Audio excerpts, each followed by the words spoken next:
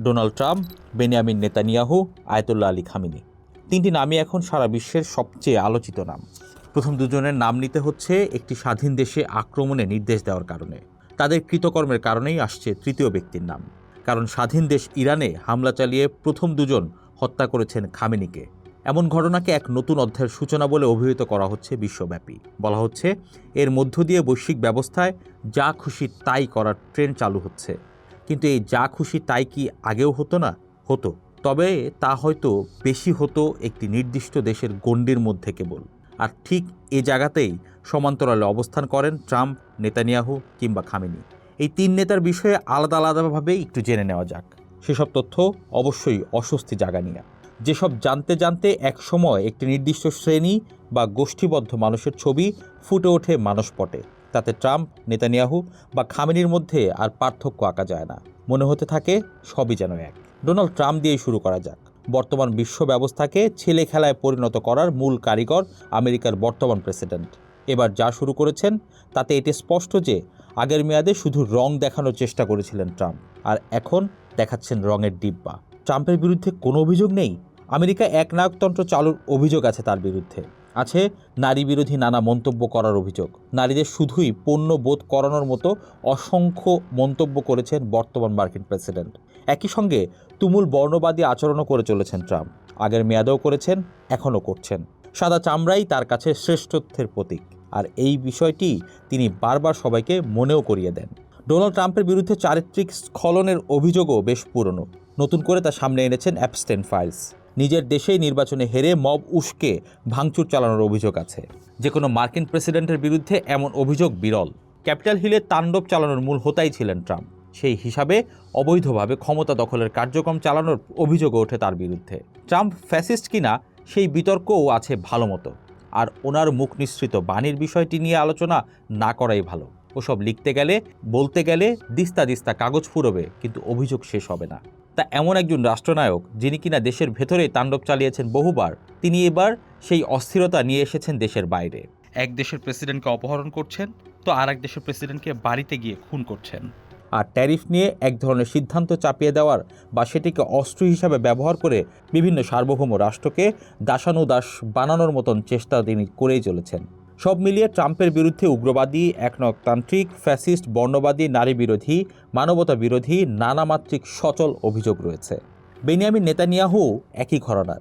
নিজের দেশেই ক্ষমতা ধরে রাখার উদগ্র বাসনার জন্য তিনি কুখ্যাত। দুর্নাম আছে দমন ও নিপীড়নের।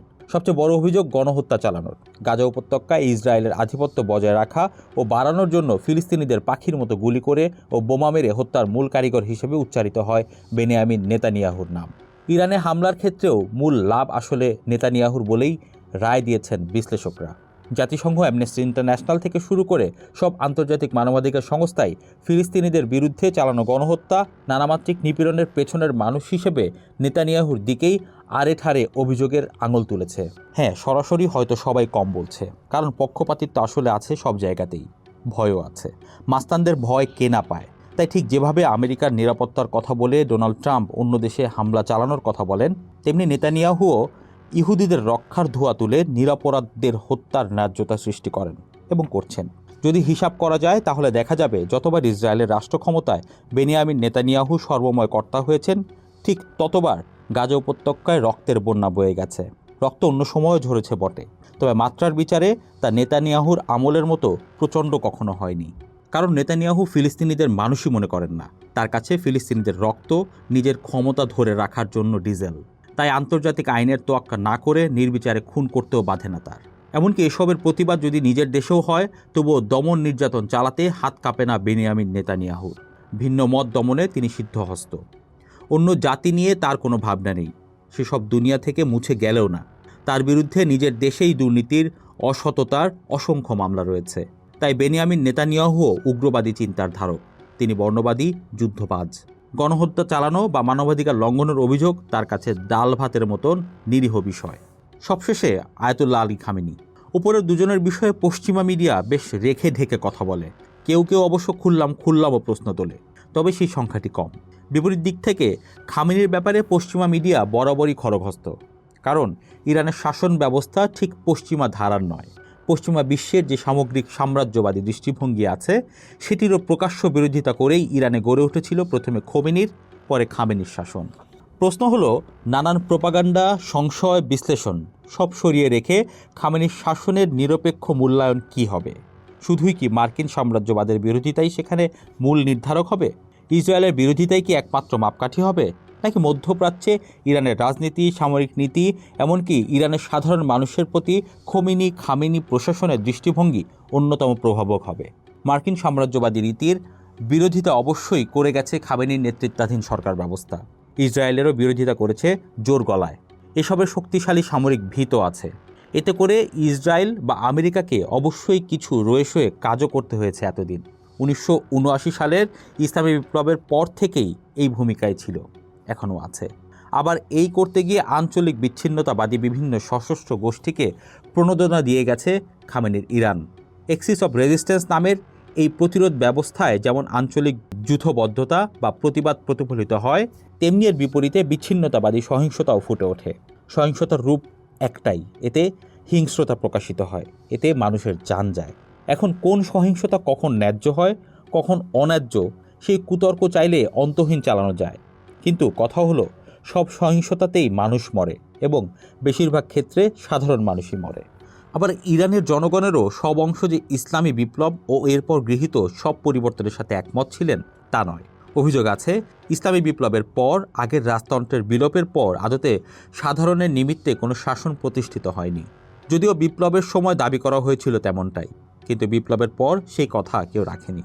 ফলে ধীরে ধীরে একটি একনায়কতান্ত্রিক শাসন ব্যবস্থাই আবার প্রতিষ্ঠা করা হয়, যার কেন্দ্রে ছিলেন খামেনি এবং ধর্মীয় বিধির নির্দিষ্ট ব্যাখ্যা। অর্থাৎ ওই ইরান একটি নির্দিষ্ট পক্ষের হয়ে উঠেছিল, সবার হয়নি। তবে শুধু নির্দিষ্ট পক্ষের হয়ে ক্ষান্ত থাকেনি খামেনির ইরান, বরং অন্য পক্ষভুক্তদের নিজেদের দলভুক্ত হতে জোর করেছে। সবাইকে একই রকম বানানোর এই প্রকল্প ফ্যাসিজমের ক্লাসিক বৈশিষ্ট্য। আবার যারা একরকম হতে চায়নি তাদের বেশিরভাগ ক্ষেত্রেই দেশান্তরী হতে হয়েছে। সেই দেশান্তরী ইরানিদের আমরা দেখতে পাই খামেনির মৃত্যুতে বিভিন্ন দেশে উল্লাসরত অবস্থায়। কেউ ভেঙে পড়ে কান্নায়, আবার কাউকে পাওয়া গেছে অভিশাপের বন্যায়। শুধু সাম্প্রতিক সময়ে ইরানে যে বিক্ষোভ হয়ে গেল তাতেই খামেনি সরকার প্রায় 30,000 বিক্ষোভকারীকে হত্যা করেছে বলে অভিযোগ আছে। হ্যাঁ, এই সংখ্যার কম বেশি হতেই পারে, তবে তাতে হাজার হাজার শীর্ষক বিশেষণমূলক মাত্রা থেকে রেহাই মেলে না। কথা হলো, এসব তথ্যের বিষয়ে দশকের পর দশক ধরেই ইরান সরকার উদার নয়, বরং এসব ঢেকে রাখতেই ভালোবাসে। এর সাথে আবার আছে মাসা আমিনির মতো নারী বিরোধী এবং ক্ষেত্রবিশেষে নারীর প্রতি নিপীড়নকারী নানা নীতি ও ঘটনার উদাহরণ। আছে নীতি পুলিশের অযাচিত হস্তক্ষেপের বিভিন্ন ঘটনা।